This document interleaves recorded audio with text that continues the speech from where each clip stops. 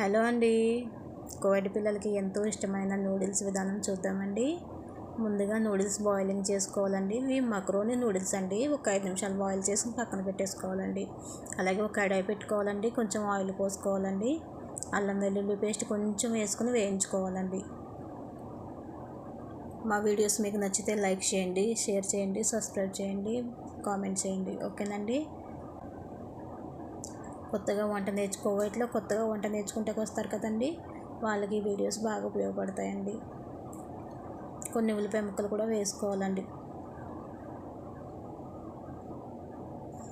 మంచిగా వేయించుకోవాలండి. కొంచెం బ్రౌన్ కలర్ వచ్చేదాకా వేయించుకోవాలండి. లైట్ బ్రౌన్ కలర్ రావాలండి. వీడియో కొంచెం లెంతీగా ఉంటే ఏమనుకోకండి.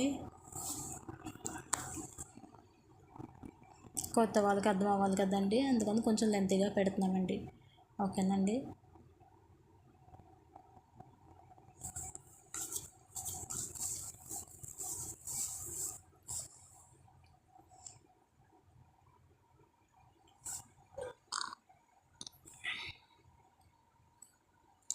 అలాగే కట్ చేసుకున్న కూరగాయ ముక్కలు కూడా వేసుకోవాలండి. సన్నగా పొడవుగా కట్ చేసుకోవాలండి. చూడండి, నేను వేసాను. వేసుకుని మంచిగా కలుపుకొని మగ్గించుకోవాలండి.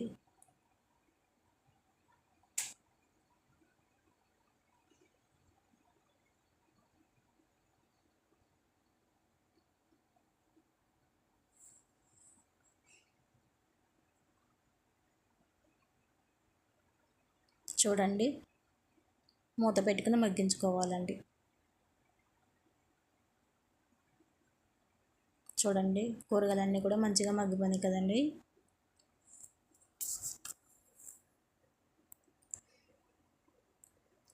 కొంచెం సాల్ట్ వేసుకోవాలండి.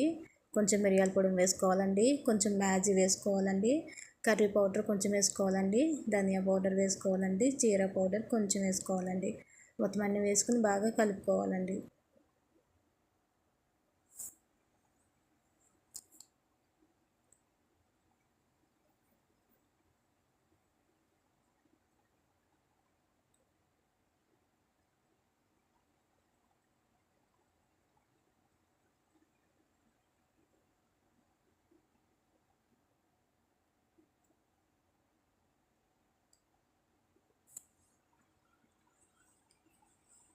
అలాగే సోయా సాస్ కూడా వేసుకోవాలండి.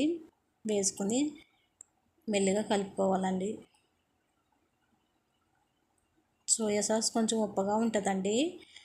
ఎప్పుడైనా సరే వేసినప్పుడు ఉప్పు కొంచెం తక్కువ వేసుకోవాలండి. లాస్ట్లో మళ్ళీ చూసుకోవాలండి. ఓకేనండి. నేను కొంచెం మ్యాజిక్ కూడా వేసానండి. అది కూడా కాస్త ఉప్పుగానే ఉంటుందండి.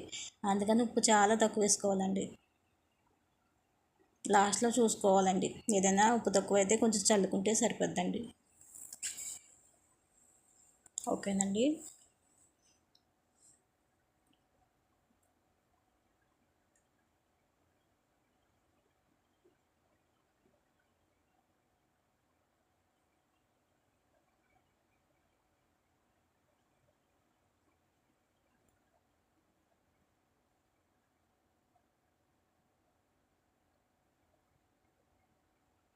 అలాగే ఉడికించి పెట్టుకున్న నూడిల్స్ కూడా వేయాలండి.